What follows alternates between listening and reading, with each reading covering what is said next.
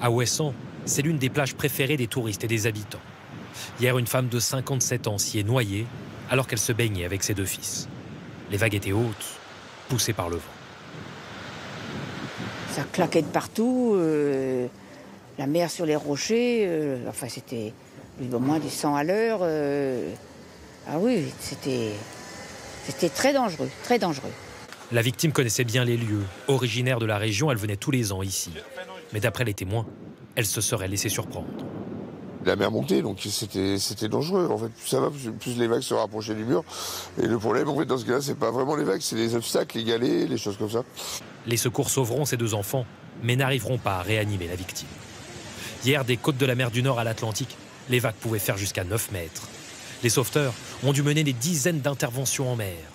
En Bretagne, une femme et son enfant partis faire du paddle ont été récupérés par hélicoptère après une demi-heure à la dérive. Plus loin du rivage, le danger ne s'éloignait pas pour autant. Dans cette petite commune de Charente-Maritime, un enfant a été gravement blessé.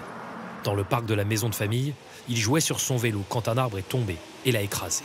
C'est assez grave. Il a les mâchoires cassées, il a un traumatisme crânien. Le vent soufflait à 60 km/h. L'enfant de 10 ans est ce matin toujours à l'hôpital, entre la vie et la mort. Aujourd'hui, le vent est tombé, mais des vagues importantes sont toujours prévues. En pleine saison touristique, les vacanciers sont nombreux sur le littoral.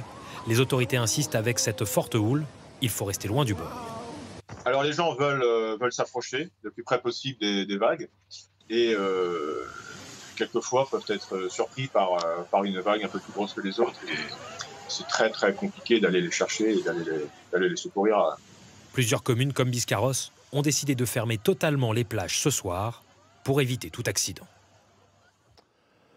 Au Sable d'Olonne, les restaurateurs ont eu beau tenter de se protéger, les dégâts sont importants. Pour certains, cela marque même la fin de la saison estivale. Sur place, Tiffaine Leproux, Marine Giraud, Hippolyte Rioux. La marée a été tellement puissante que le rideau de protection de ce restaurant de plage a cédé. La force des vagues donc, a poussé et relevé le rideau et le bar, les affaires qui étaient dedans sont parties en mer. Des chaises, des transats, des parasols emportés par les vagues. À l'intérieur, la salle et la cuisine sont endommagés. Il faut se dire que le sable est rentré avec l'eau, mais le niveau de l'eau est monté au moins à 1 mètre, 1,50 m de hauteur en fait. Donc tout ce qui est le matériel a pris l'eau. C'est triste parce que c'est un investissement, j'ai une trentaine d'années, j'ai bossé toute ma vie pour m'acheter ce restaurant, c'est un restaurant de plage, c'est un petit rêve, mais je perds tout aujourd'hui. Ouais. Près de 400 000 € de pertes. Il ne sait pas encore s'ils seront pris en charge par son assurance, mais pour lui, la saison est terminée. Hier, les pelleteuses s'étaient pourtant activées pour construire des barrages naturels en sable. Mais la marée, renforcée par une houle et un vent très fort, est passée par-dessus, emportant tout. Le restaurant de Loïc, rencontré hier soir, a lui aussi été inondé. Il pensait s'être suffisamment calfeutré. C'était prévu, hein. On l'a sait depuis le début. Cette marée, ces marées fortes, là, était plus forte, elle a tout emporté.